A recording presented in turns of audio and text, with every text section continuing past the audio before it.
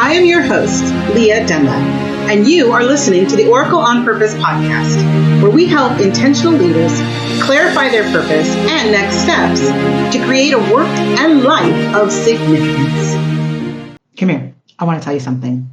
Your doubts don't define you. Your doubts don't define you. It's true. Your deeds do. Okay? Your doubts don't define you. Your deeds do. And here are 3 ways, I'm going to tell you 3 ways to conquer the doubts that are undermining your move forward, your success, your freedom, your confidence, right? And your path forward to your purpose and all of the prosperity that lies behind it. Letting go of those doubts and seeing them for what they really are will allow you to use all of that energy to propel you towards fulfilling your purpose. And ultimately, that's what we're here for. That's what you're here for in this little container, right?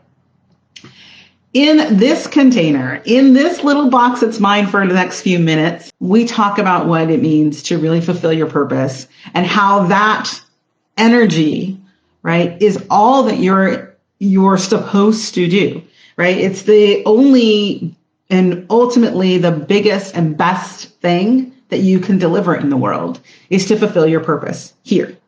So that's why it's so important to understand why those doubts that you keep letting perhaps seep into your brain and stop you from moving forward, that there is a reason for you to let them go, to put them down, to set them aside, to push through them or past them, however you want to say it, because the truth of the matter is it's true. Your doubts do not define you. Your deeds do. So it's time we focus on that. Okay.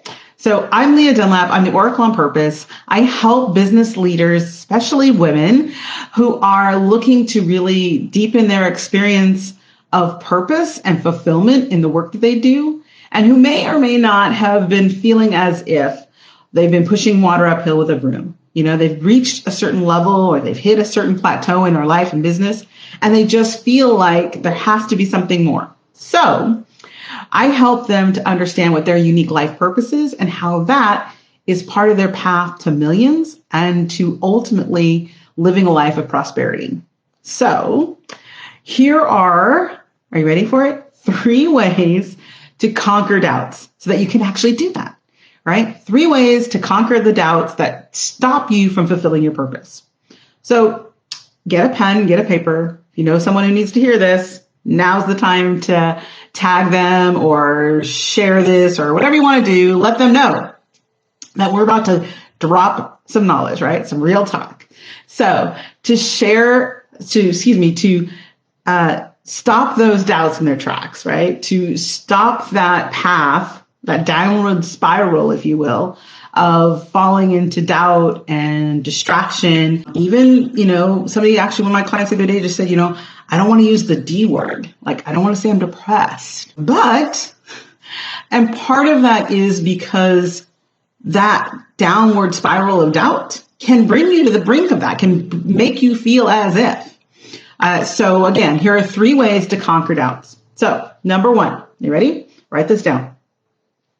The number 1 way I'm going to give you to conquer the doubts is to shine light on them. Shine the light of truth on them, right? What do they say? The truth shall set you free. The truth shall set you free. I'll try that again. The truth shall set you free. So what does that look like? Shining the light on the doubts. The thing about doubts is that in secret, right? Like in your own mind, they can grow, like fester, kind of like mushrooms, right? Kept in the dark, they just grow and grow and grow. So when we shine the light of truth on them, they tend to either dissipate, right? Like literally just poof up in smoke, or we are able to see them with more of an objective light, right? So we start to see where perhaps we can make changes or where really it's not true. Like whatever the doubt is it isn't justified, right? Doesn't merit your energy. So number one, shine light on your doubts to conquer them. Okay. That means speaking them to someone who's like a trusted advisor or a mastermind group to have them witnessed for what they are rather than what you've built them up to be in your own mind. Okay. Number one, shine the light on them. Number two, feed them. What? Feed them your good deeds, right? So if you've got this doubt monster telling you that you're not good enough or that you haven't done anything or that you don't know what you're talking about, the best thing you can do is feed it the truth, right? The deeds, the good things that you have been able to do. And I promise you, if you're listening to this, chances are you're another successful woman, like the women that I help, and you have done so many things in your life. You've done so many things right. So many things that have been helpful and powerful and purposeful. So when you start to feed those ideas and those memories and to tap in to what you have done right, what you know other people appreciate about you, or what you have done in service to others that has helped them, then you are basically giving the overabundance, right, of positive energy and positive thoughts into your mind so that it just washes out anything else. So it's one of the things when I was younger and I was in my hypnotherapy training, I just always tell the story because I love her. Marley Mulder was one of my teachers, my teachers in the school that I was at. And I always joke she was kind of like this little female Yoda. She's always very wise and she spoke so eloquently and simply. And it was just every word she said was like, whoa, okay. And I remember her telling us one time before we started our practice with other people that we should stop for a moment. And the way she phrased it was stop and count your marbles. Stop and count those precious things that are yours, that you've created, that you've done, that you've achieved, the deeds that have actually produced the results you wanted, or things that you've done in your life where you absolutely know in your knower that you did that, right? You did that and it was a good thing. So part of that is to feed those good deeds, feed them, nurture them, build them up in your own mind, repeat them over and over again, right? Create, a kind of mantra in your mind, if you will, when those doubts start kind of creeping in, of turning the switch and feeding the good deeds. Feed those good deeds through that system. Let yourself be replenished with the knowledge that you absolutely have something to offer and that what you have to offer is valuable to yourself and the world around you. Okay. So feed the good deeds, right? That's number two, feed the good deeds. Now, this last one, I personally feel as if this is one of those hard to share with people when they feel most doubtful, right? However, number three is the one, if you're listening to this now, like circle it, write it down one moment here. But this is the one that really is that quantum shift effort. Okay. There's a clue there. So number three is to take action.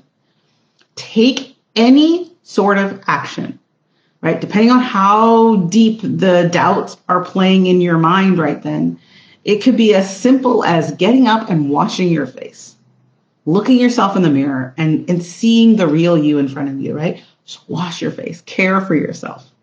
Okay. All the way up to the biggest, boldest action you can take. If you're wanting to speak on stage, for example, and you have suddenly started to play these doubts of no one wants to listen to you, or what do you have to say and it hasn't been said before, or even if you're thinking, oh my gosh, what if I can't say anything? What if I get up there and I can't say anything? What if nothing comes out? So I want you to think, what could be the boldest thing you could do?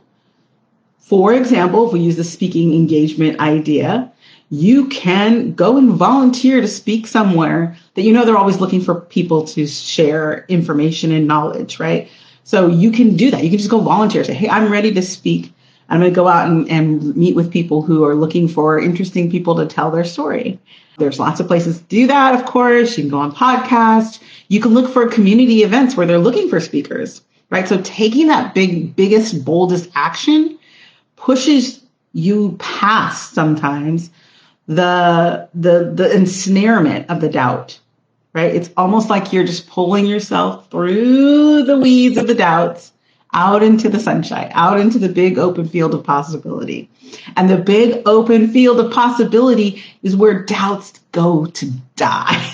I'll tell you, when you get out there, the beautiful thing is that if you're living in that field of possibility, you start to understand that the doubts are so small in comparison that even if those fears feel overwhelming in your own mind, like I said, if we've already gone through number one and we shine a light on them and we've gone to others and we've had our acknowledgement of what's not necessarily true, but what we've been kind of building up in our mind.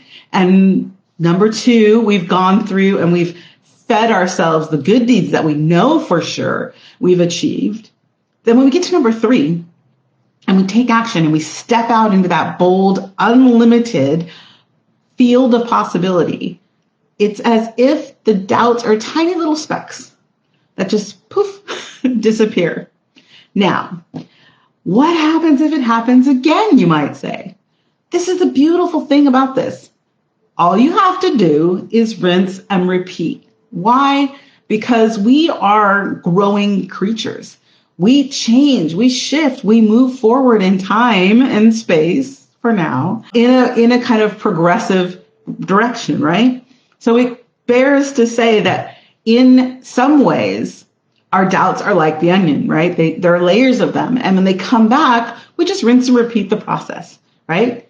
Share the light, shine it on them, blast away anything that's not true, feed the good deeds that we absolutely know are those things that we have been capable of creating. And then last, we just continue to take action.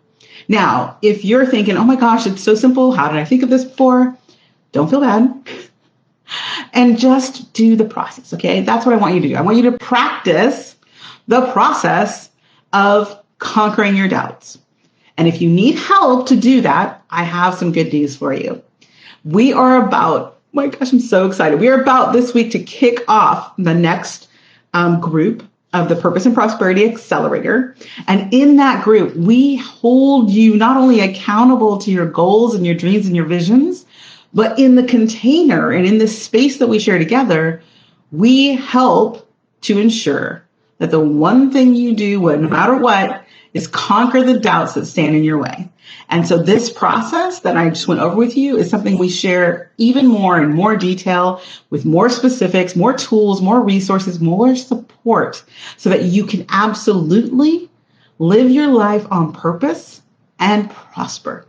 And if that sounds good to you, I suggest highly that you look at the link below in you or above, wherever it is on your screen, and apply because we still have some space left. And I promise you, in the next 90 days, you will look back at this moment and think you're so glad you did. All right.